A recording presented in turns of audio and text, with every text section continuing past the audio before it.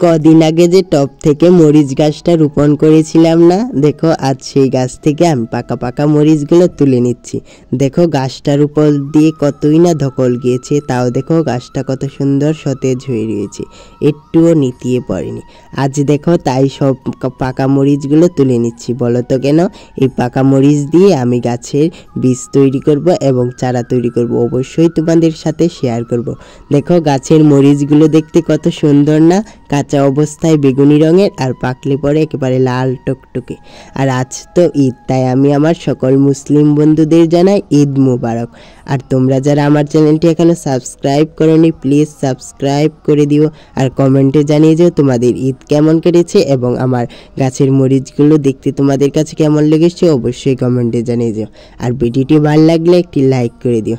দেখো গাছে এখনো কত ছোট ছোট মরিচ রয়েছে এবং ফুলও ধরছে, আরও কুড়ি হচ্ছে, গাছটা অনেক বড় হবে, আরও বড় হবে এবং আরও মরিচ ধরবে। আর আমি এখন মরিচগুলো রোদ্রে শুকোতে দিই, দেখি কিরকম হয়।